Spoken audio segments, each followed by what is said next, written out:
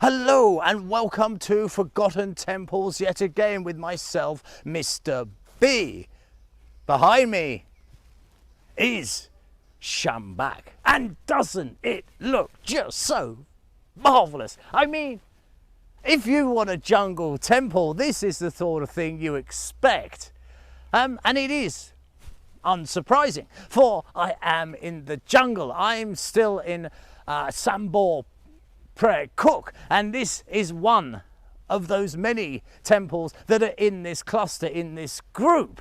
Now, the thing that's putting me off somewhat is, for some reason, in this particular area, there is a swarm of flies, and they just won't leave me alone. It's rather irritating, to say the least, but that does nothing to detract from your view. And I can tell you something. Set against the emerald green of the jungle and that piercing blue sky, standing here in the real world, well, it's a lot better than you see on TV. And here he is, and isn't he stunning?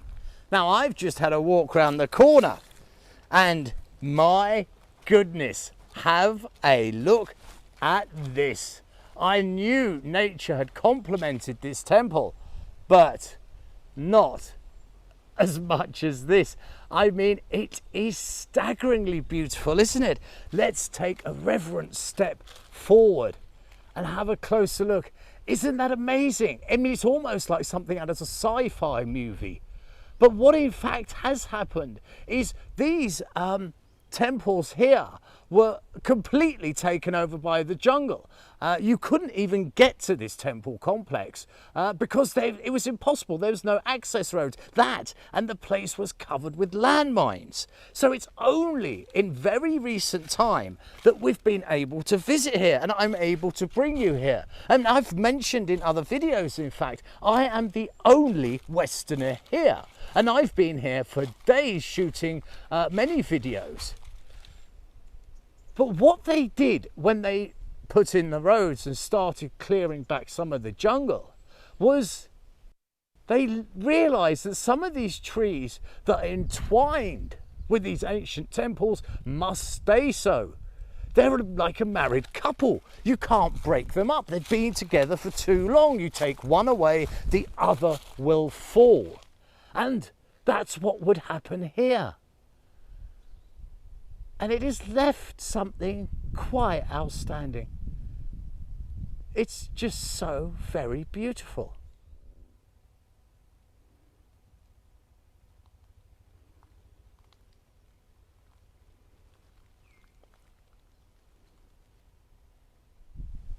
And there is where it tapers, the spindly grasp of some, I don't know, ogre, some tree ogre, who's got a firm hold of him.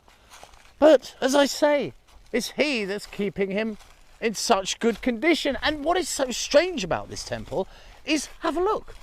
Well, it's plain as plain can be. There's just nothing on it. There's no carvings, nothing of that sort. And this will continue, because what we're going to do now is go into the heart of the temple.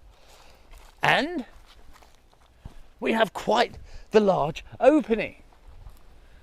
Now then, this was a big doorway. It really does go up. Now that would lead me to believe here was one almighty statue once. Just makes sense. And look at it inside. It's the same story. As plain can be.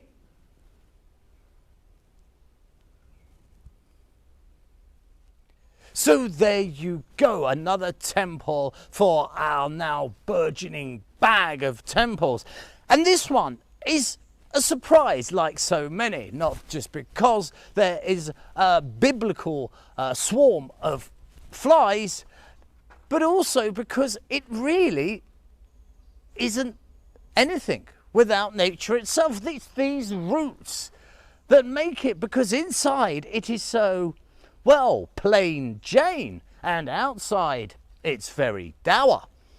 But you add a bit of nature, and that is only enhanced by the surrounding, for I am in the jungle here, and you have something really special.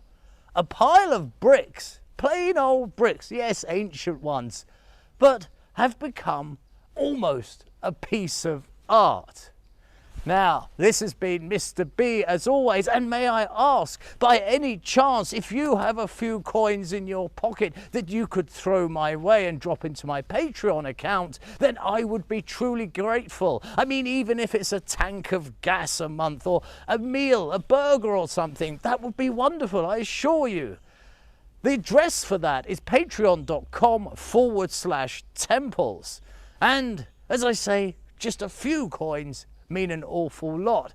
So until next time, this is Mr. B wishing you nothing but the very best. Take good care.